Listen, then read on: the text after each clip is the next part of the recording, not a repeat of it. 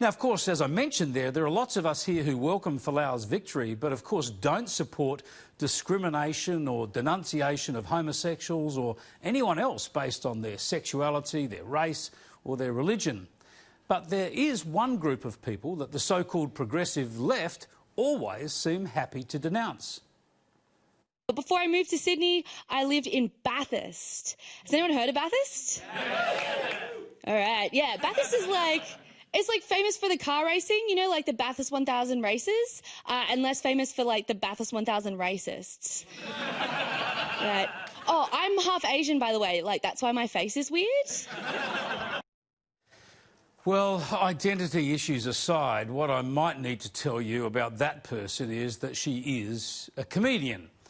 Nina Oyama was appearing there on the ABC, and who was she attacking? Mainstream Australians, of course, those racists of Bathurst. It's the calling card of the woke left. They attack mainstream Australians to prove their own superiority, as predictable as it is tiresome. Oh, but make that two. There's a second group they attack with impunity. Here's Oyama again on Twitter. My friend's mate works for the Morrison government and says they are like a super Christian clique and they bully anyone who is not Christian. They also said Morrison and co keep going into rooms with closed doors to do weird, secret Christian stuff. Yep, Christians. Oh, and conservatives. Better make that three groups that can be slurred incessantly. Mainstream Australians, Christians and conservatives. Oyama has appeared regularly on the ABC's Tonightly, Utopia and the ABC Comedy Channel, fitting in perfectly. Look at this real photo of young Peter Dutton. I love a man in uniform. I just have so much to work with. You know, I'm going to reintroduce the nation to Police Constable Peter Dutton. Lock up your daughters. Yeah, lock him up if he hasn't already. OK. Again, I remind you, Oyama is a comedian. Here she is again on Twitter. Anyway, that's my report from Canberra. Sounds cooked as hell, to be honest. Almost makes me long for the days where we just heard about affairs and stuff. At least we understand perverts. Hardcore Christians are like effing aliens. Back in January, she tweeted Scott Morrison Happy Australia Day.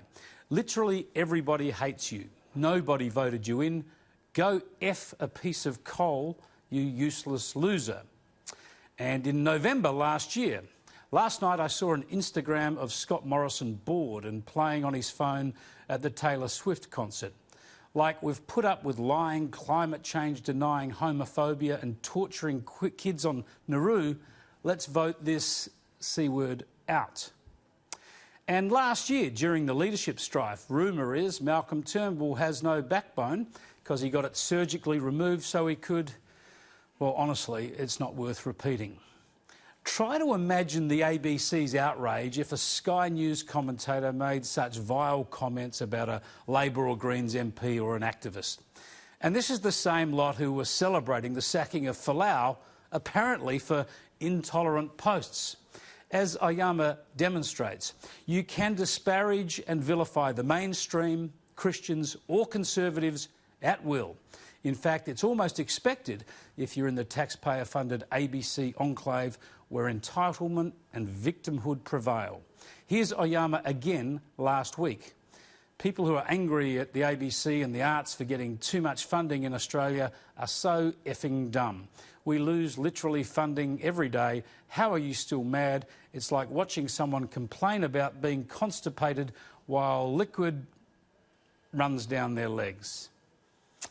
A spokesman for the ABC says Oyama's is not an ABC social media account and it is not ABC content.